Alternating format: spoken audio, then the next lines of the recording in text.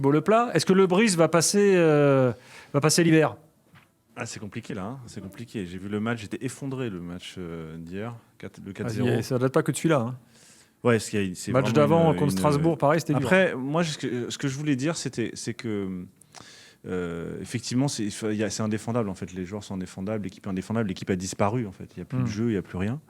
Ce qui, en revanche, moi, ce que je voulais dire sur cette affaire-là, c'était de dire que effectivement, on peut immédiatement taper sur l'entraîneur, c'est facile, on peut le faire, on a raison, c'est le jeu, hein, c'est le jeu des résultats. Mais on oublie, on peut pas mettre à la poubelle 10 ans de travail, par exemple. Dans le cas de Le Bris, par exemple, c'est 10 ans de travail au FC Lorient. C'est lui qui a quasiment créé le centre de formation, qui a tout fait dans ce club-là, qui a placé beaucoup de gens à lui, qui connaît très bien le club. On peut pas mettre à la poubelle tout ça parce que le recrutement est raté, parce que l'alchimie vient pas entre les joueurs.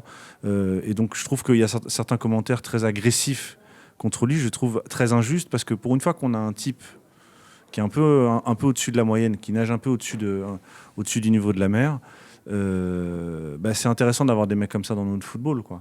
Donc moi, c'est pour ça que je le défends. Moi, alors moi, vous le savez, moi c'est mon ami, donc je vais pas en dire du mal. C'est difficile d'être objectif. Mais moi, si c'est mon ami, c'est aussi parce que c'est quelqu'un de remarquable en fait. Sur le point de vue humain, c'est quelqu'un de voilà. Après, c'est des personnalités. Il y a des gens qui aiment pas. Je peux comprendre. Mais quand tu as un type de cette intelligence-là et de cette capacité d'inventer des choses nouvelles, cette capacité de voir autre chose, j'ai envie qu'il reste dans notre football, quoi. Donc j'ai pas envie que voilà. Après les résultats font que en situation d'échec, mais il est pas lui est pas en danger. Hein, je crois pas. Hein. Lui est pas en jeu directement. D'accord, mais au moment où on lui a donné les justement à cause de ça, parce que tu t'évalues pas son travail sur 3 mois. Il a eu un regard sur le recrutement où il démarre la saison en gonflant les pecs, il en est pas le disant c'est moi le patron. Et je sais qu'il n'est pas le seul. Au moment où il redémarre, ce constat d'échec peut d'abord freiner sa carrière, s'il y a un enchaînement encore de 2-3 matchs, alors qu'aujourd'hui il dit il est intouchable, dans 2-3 matchs il peut très bien être touchable et viré. Il paraît que le vestiaire est complètement foutu en l'air, comme ça arrive souvent dans ces cas-là. Il s'est engueulé avec certains joueurs. La situation est compliquée, comme elle l'est à chaque fois que tu es dernier du classement. T'as 30 joueurs sous contrat. C'est catastrophique pour un mec comme Ferry et pour son investissement. Tu as 30 joueurs sous contrat. Ce qui est beaucoup trop pour un club comme ça. Tu as des joueurs qui devaient partir qui ne sont pas partis. Tu as des joueurs qui sont arrivés qui sont extrêmement décevants, d'autres qui sont restés. Moi, il y a certains joueurs, j'arrive toujours pas à comprendre pourquoi ils jouent encore. Même avec Benjamin Mendy, ça s'est mal passé.